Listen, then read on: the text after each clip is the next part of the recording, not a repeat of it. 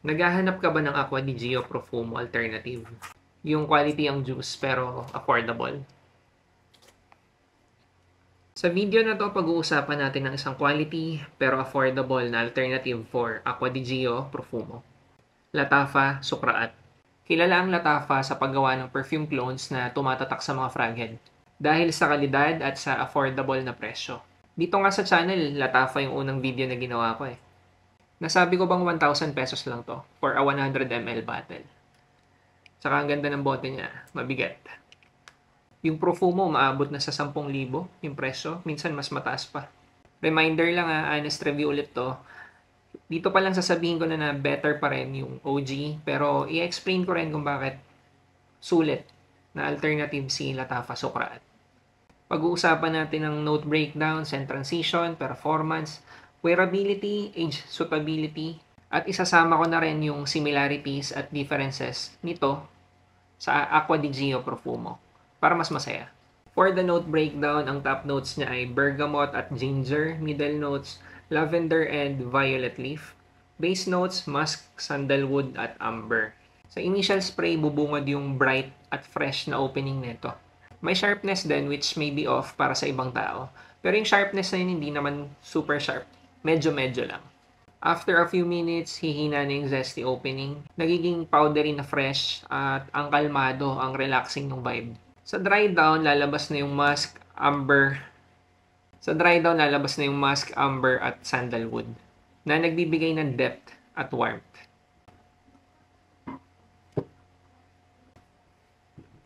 Ay god. Na-maintain yung pagiging powdery hanggang sa dry down.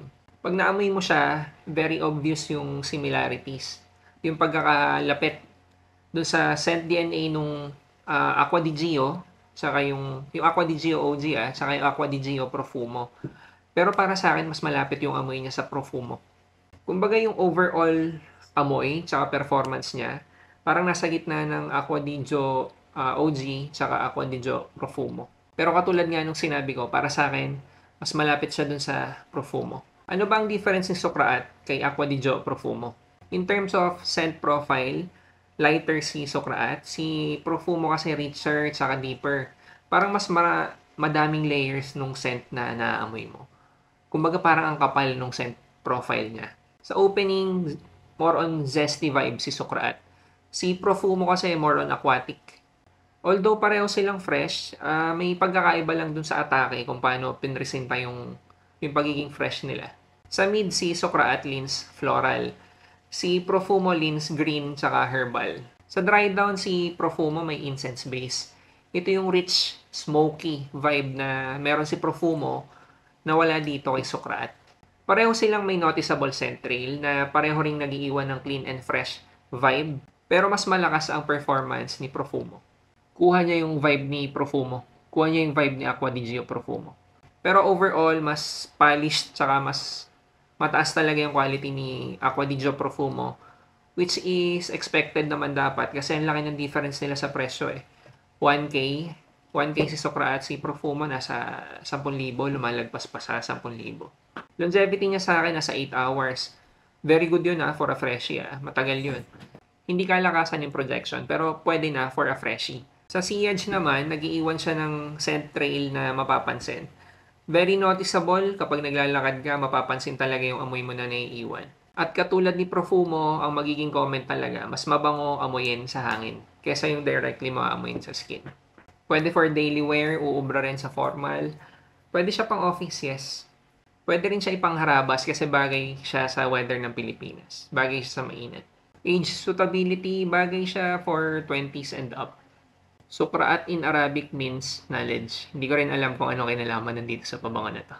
Kung naghahanap ka ng alternative for Aqua di Gio or for Aqua di Gio Profumo, tapos 1K lang yung budget mo, pwede mo itry ito kasi Latafa siya. Ay, kilala naman natin ang Latafa na gumagawa sila ng quality na alternatives. Tsaka 100 ml siya. Nagagandahan talaga ako sa bote niya. Ang simple lang pero mabigat. Para kasing ang premium nung pakiramdam pag hinahawakan mo. Tapos, pag tinayo mo siya sa flat surface, stable. Hindi katulad ng ibang bote, ang daming arte. Pero, parang tutumba kapag pinatong mo, diba? Gusto ko lang din i-point out na kahit alisin natin yung usapang kaamoy siya or same scent DNA sila ng Aqua di Gio tsaka ng Aqua di Gio Profumo. On its own, si Socraat, very good siya na perfume, lalo na 1K yung budget. Pwedeng-pwede. Good casual scent na nag-offer ng fresh vibe without compromising performance. Saka 1K lang, di ba? Na-try mo na ba to, Brad? I-comment mo kung ano ang alternative mo for Aqua di Gio.